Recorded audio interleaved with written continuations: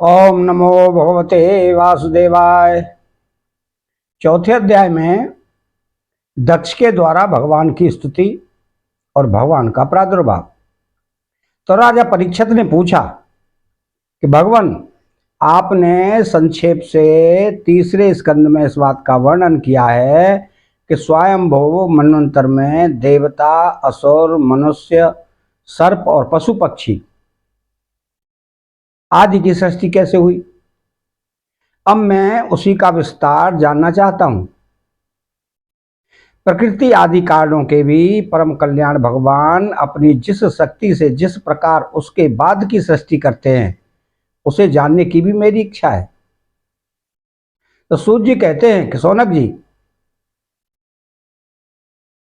परम योगी व्यासनंदन श्री सुखदेव जी ने राजऋषि परीक्षित का यह सुंदर प्रश्न सुनकर उनका अभिनंदन किया और इस प्रकार कहा। श्री सुखदेव जी ने कहा कि राजा, प्राचीन वरही के 10 लड़के जिनका नाम प्रचेता था, जब समुद्र से बाहर निकले तब उन्होंने देखा कि हमारे पिता के निवृत्ति परायण हो जाने से सारी पृथ्वी पेड़ों से घिर गई है। उन्हें वृक्षों पर क्रोध आया। उनके तपोबल ने तो मानो क्रोध की आग में आहुति ही डाल दी। बस उन्होंने वृक्षों को जला डालने के लिए अपने मुख से वायु और अग्नि की सृष्टि की। परीक्षित, जब प्रचेताओं की छोड़ी हुई अग्नि और वायु उन वृक्षों को जलाने लगी, तो वृक्षों के राजाधिराज चंद्रमा ने उनका क्रोध शांत करते हुए इस प्रकार कहा। आप लोग इनसे द्रोह मत कीजिए, क्योंकि आप तो प्रजा की अभिवृद्धि करना चाहते हैं और सभी जानते हैं कि आप प्रजापति हैं।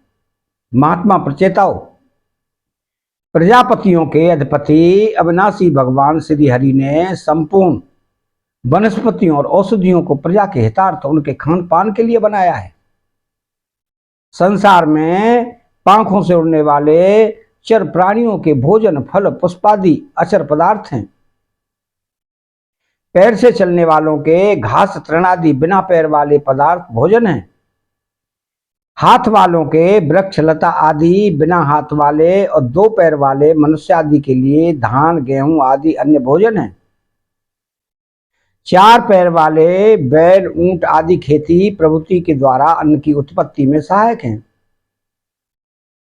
निष्पाप प्रजेताओं, आपके पिता और देवादिदेव भगवान ने आप लोगों को यह आदेश दिया है कि प्रजा की सृष्टि करो। ऐसी स्थिति में आप वृक्षों को जला डालें, यह कैसे उचित हो सकता है।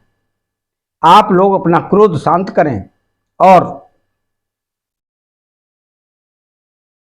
अपने पिता, पितामह, प्रपितामह आदि के द्वारा सेवित सत्पुरुषों के मार्ग का अनुसरण करें। जैसे माँ बाप बालकों की, पलकें नेत्रों की, पति पत्नी की, गृहस्थ भिक्षुओं की और ज्ञानी अज्ञानियों की रक्षा करते हैं, वैसे ही प्रजा की रक्षा और हित का उत्तरदायी राजा होता है। प्रचेताओं, समस्त प्राणियों के हृदय में सर्वशक्तिमान भगवान आत्मा के रूप में विराजमान है।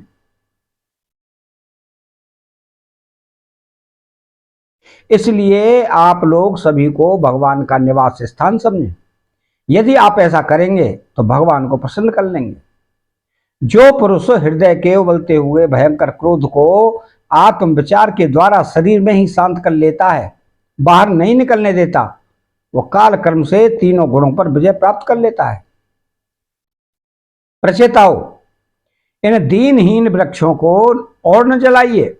जो कुछ बच रहे हैं उनकी रक्षा कीजिए, इससे आपका भी कल्याण होगा और श्रेष्ठ कन्या का पालन इन वृक्षों ने ही किया है, इसे आप लोग पत्नी के रूप में स्वीकार कीजिए। परीक्षित, वनस्पतियों के राजा चंद्रमा ने प्रचेताओं को इस प्रकार समझा बुझाकर उन्हें परमलोचा अप्सरा की सुंदरी कन्या दे दी और वे वहां से चले गए। प्रचेताओं ने धर्मानुसार उसका पान ग्रहण किया। उन्हीं प्रचेताओं के द्वारा उस कन्या के गर्भ से प्राचेतस दक्ष की उत्पत्ति हुई। फिर दक्ष की प्रजा सृष्टि से तीनों लोग भर गए। इनका अपनी पुत्रियों पर बड़ा प्रेम था। इन्होंने जिस प्रकार अपने संकल्प और वीर्य से विविध प्राणियों की सृष्टि की, जो मैं सुनाता हूं, तुम सावधान होकर सुनो। परीक्षित, पहले प्रजापति दक्ष ने जल, थल और आकाश में रहने वाले देवता, असुर एवं मनुष्य आदि प्रजा की सृष्टि अपने संकल्प से ही की। जब उन्होंने देखा कि वह सृष्टि बढ़ नहीं रही है, तब उन्होंने विंध्याचल के निकटवर्ती पर्वतों पर जाकर बड़ी घोर तपस्या की।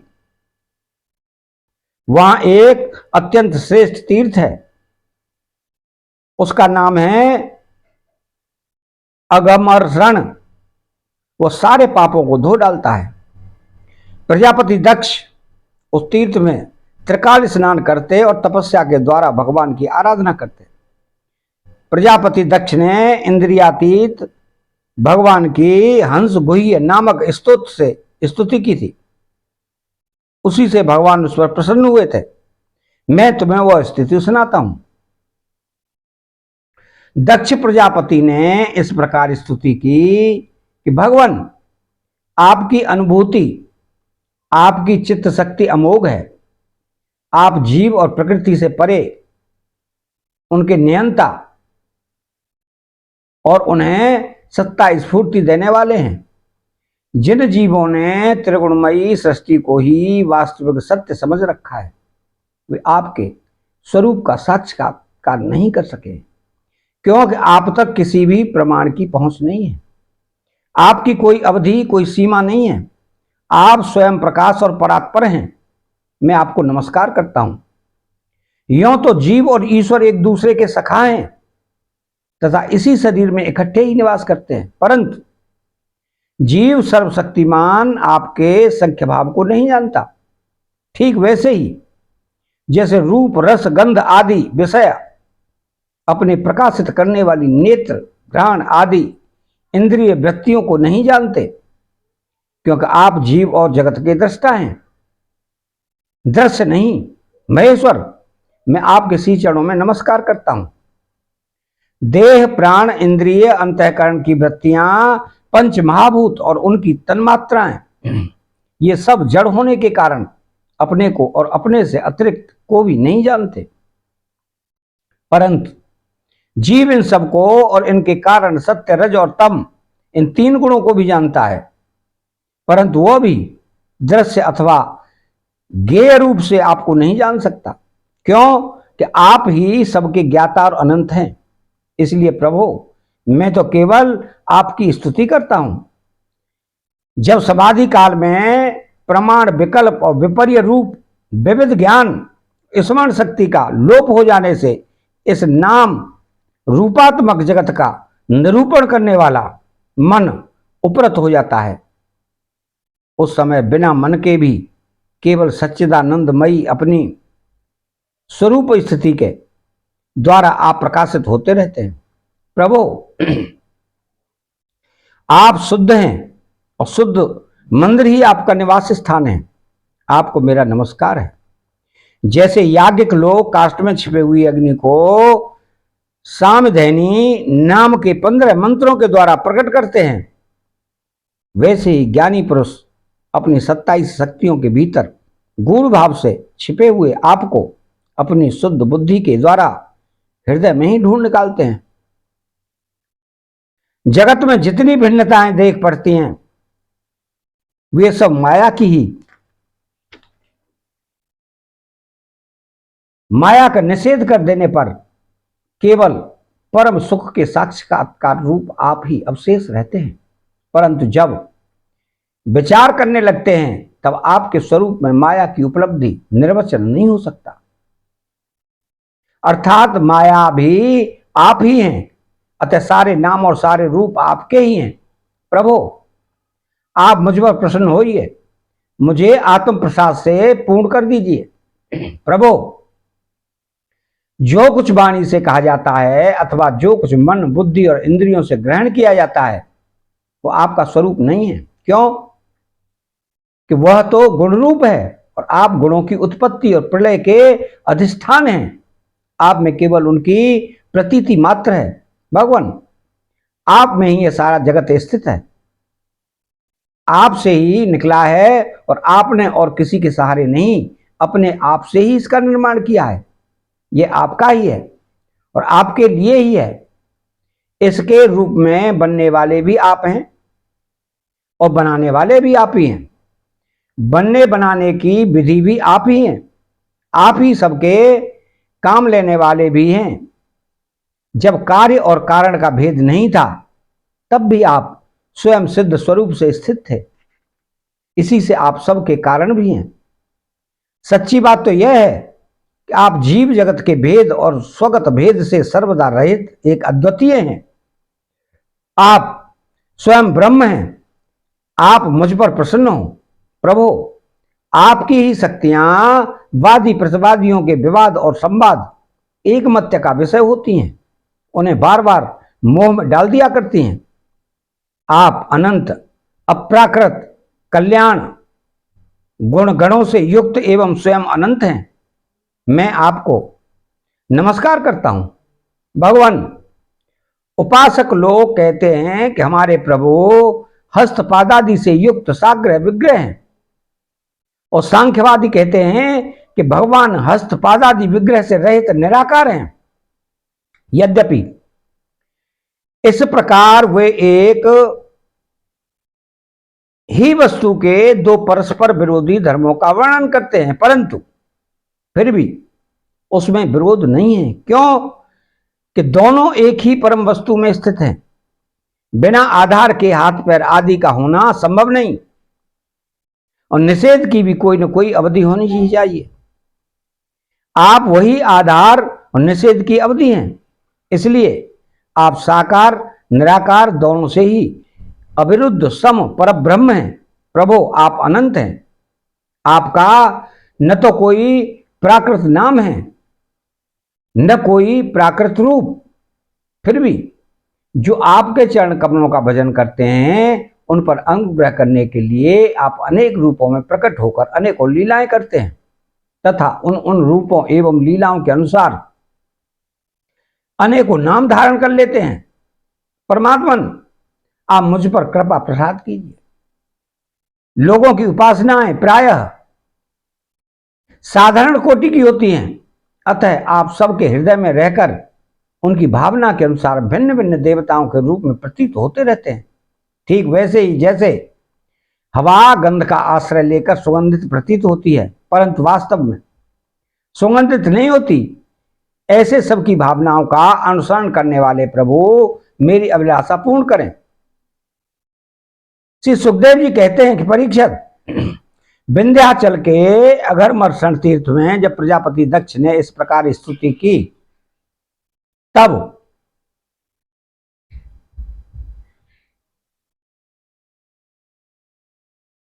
भक्त वत्सल भगवान उनके सामने प्रकट हुए।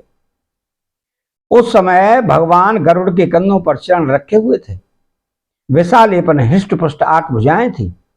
उनमें चक्र, शंख, तलवार, ढाल, बाण, धनुष, पास और गदा धारण किए हुए थे। वर्षाकालीन मेघ के समान श्यामल शरीर पर पीतांबर फहरा रहा था। मुखमंडल प्रफुल्लित था। नेत्र से प्रसाद की वर्षा हो रही थी। घुटनों तक बनमाला लटक रही थी।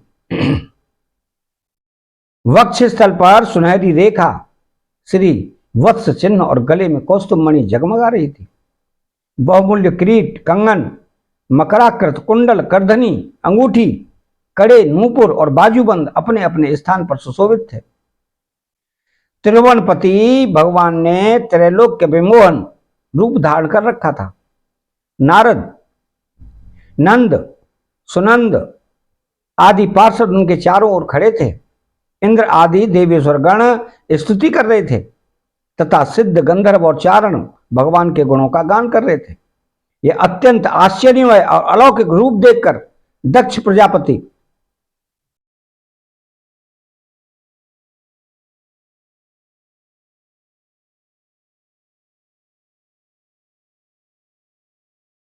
यह अत्यंत आश्चर्यमय और अलौकिक रूप देखकर दक्ष प्रजापति को सहम गए और प्रजापति दक्ष ने आनंद से भरकर भगवान के चरणों में साष्टांग प्रणाम किया।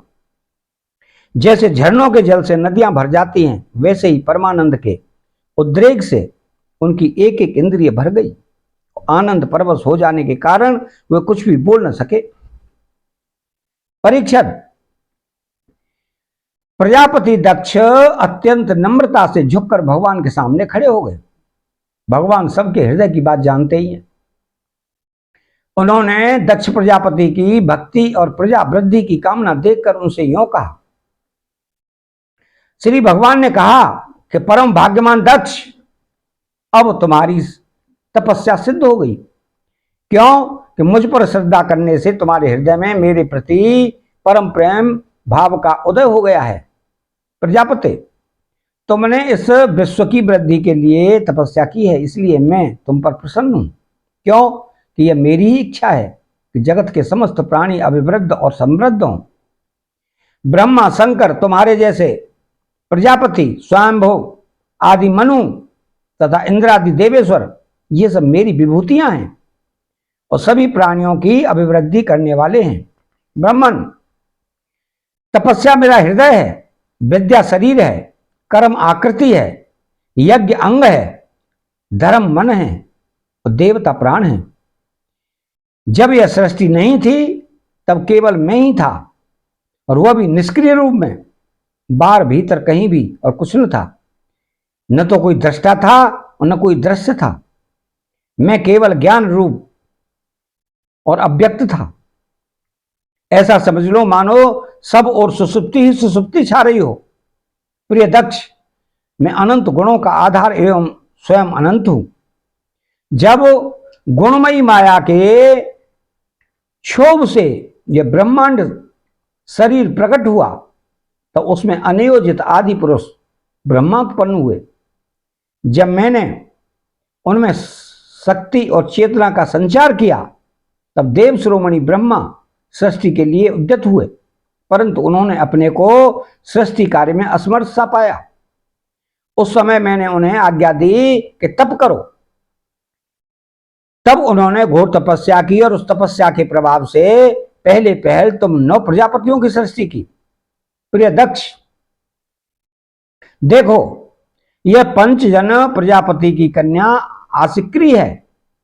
इसे तुम अपनी पत्नी के रूप में ग्रहण करो।